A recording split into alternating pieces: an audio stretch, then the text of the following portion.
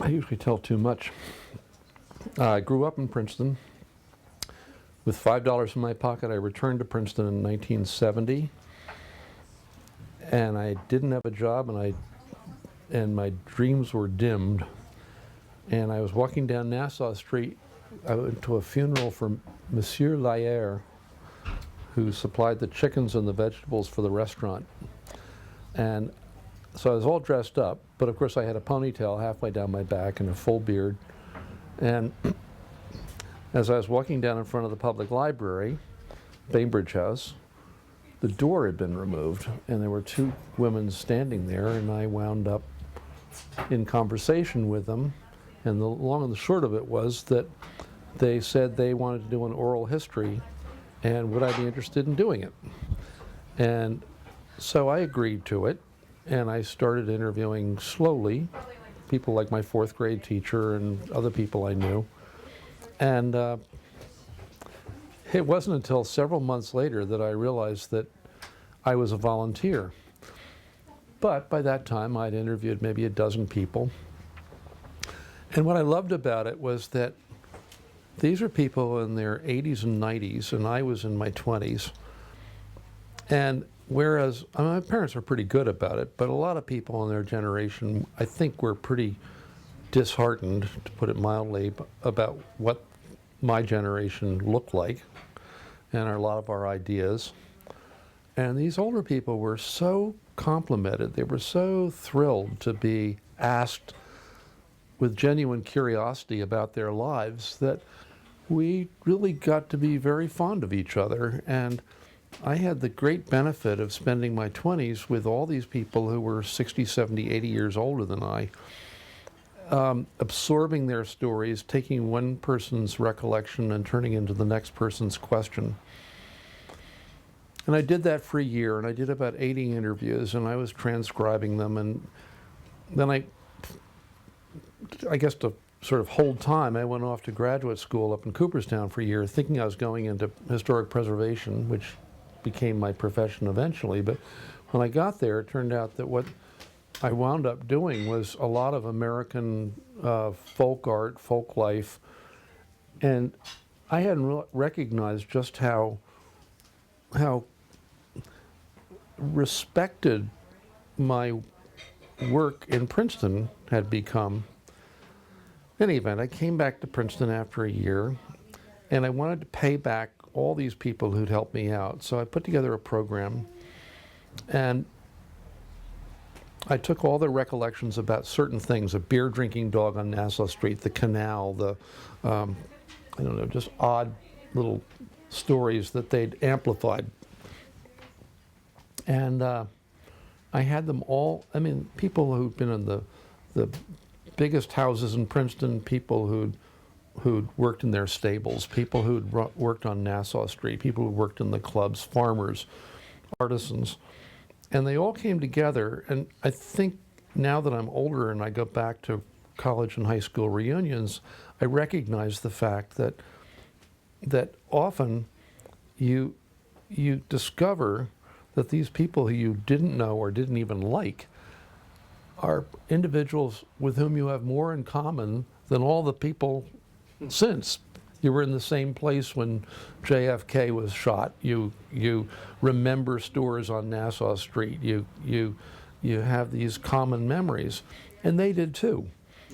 Out of that, we started something called Townspeople, and which was a monthly gathering of people doing just that. And then with my friend Jamie Sine, I had this notion of starting a journal where we could share these recollections. I had done a column in the packet for 3 years.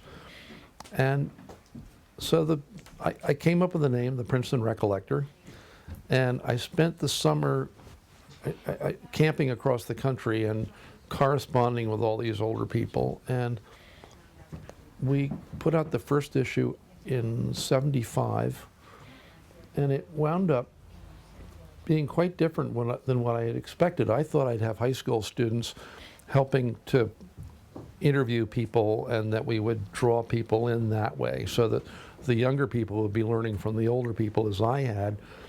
What I didn't recognize was the fact that the older people themselves were going to want to share their memories.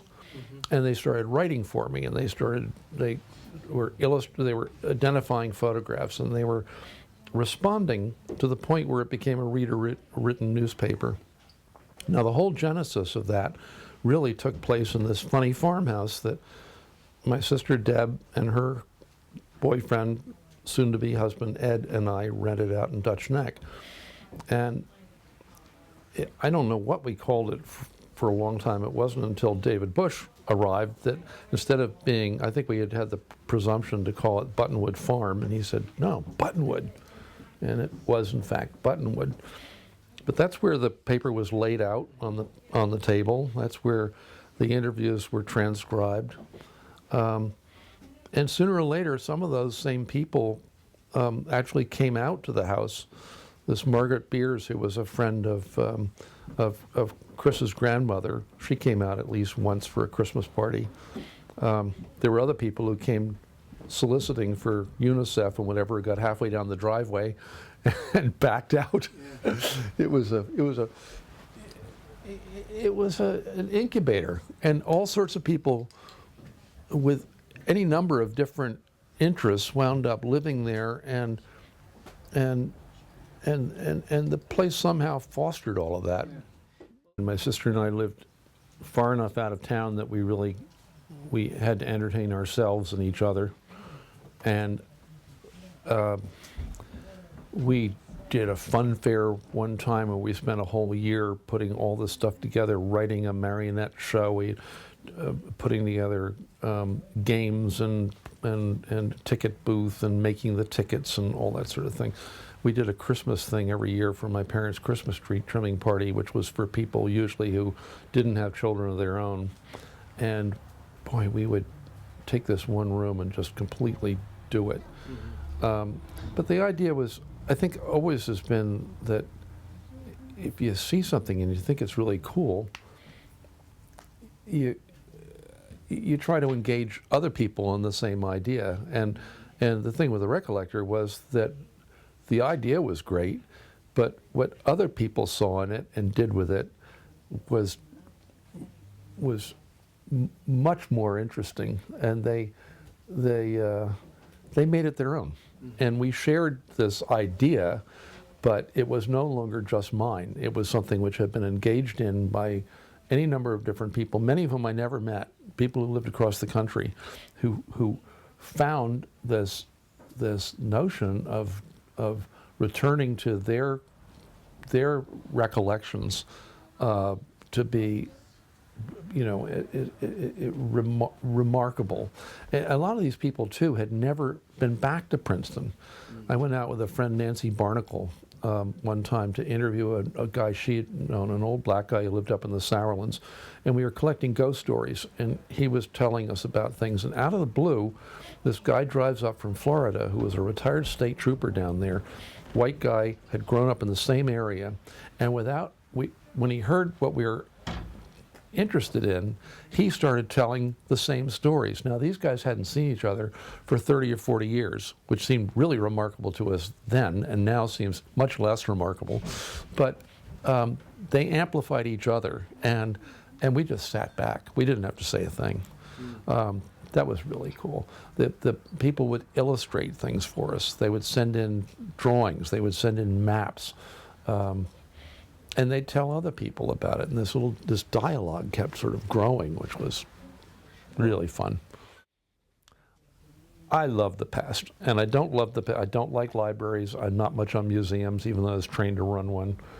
I love finding the past in an attic. I love finding a scrap of paper. I've got some that I just found recently, and they're all crumpled up papers.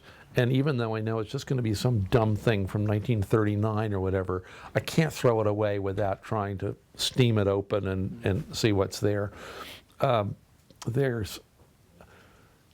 think the past is not just informative. It's the opportunity to sort of to be in a parallel universe, a parallel sense of things, and to whatever extent I can share that with somebody else and make them see it, it just thrills me. I love graffiti.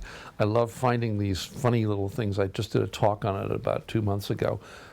All these odd things that I've found in buildings where people have scratched their names and scratched dates and done drawings, and sometimes you can hardly see it, but it's there and it's intriguing. The day-to-day life of another time, I think, is really we found an inscription one time on a beam that you wouldn't have seen any other way except disassembling a building or stowing hay up into a loft where you were right up to the rafter level, and it says hot as hell, July something or other, 1870, whatever. Yeah. And you picture this kid up there pitching hay and just pulls out a pencil and scratches it in there. Another time in a barn it says, I slept here, in great big bold letters up in the hay mow, and then below it in little tiny letters, me too. It's very real, and I used to say when I was doing the Recollector and interviewing people that it was periscopic. It's like I knew that I had looked into the eyes of somebody who looked into the eyes of somebody who was born in the 18th century, yeah. and that was astonishing. And other things too, that there are times when, this time of year when the sun is really low in the sky, and you find, all of a sudden you find the sun coming into a room at an angle which you don't see any other time of the, and it's only for 2 or 3 days, but it's coming in there, and you just recognize the fact that other people at another time have experienced the same thing. If you're walking down Nassau Street this time of year, the sun actually sets on the axis of the street, and somebody says something like, hey, Elric, and you're doing this because you can't see the person, and 2 Indians walking along that trail 400 years ago would have had the same experience.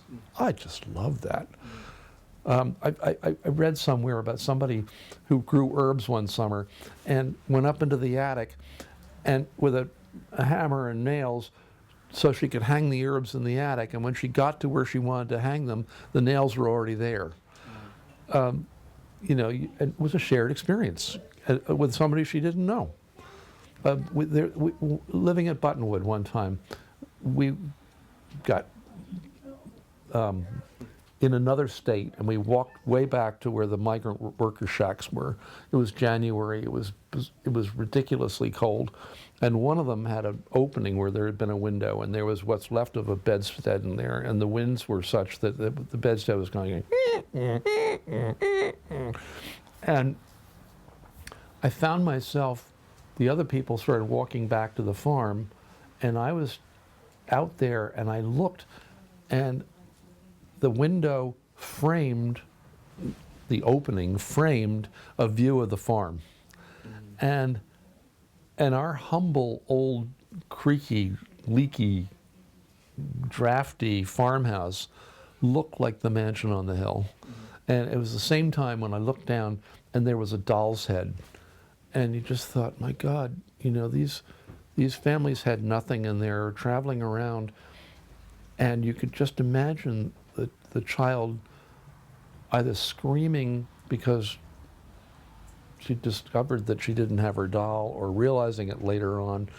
Other cases, one of these little shacks had daylilies planted in a row next to it, and you thought, my God, somebody thought of this enough as home that they actually planted flowers, even though they knew they weren't going to be there for more than a few weeks. Anyway, all of those things are the kinds of things that I quicken to.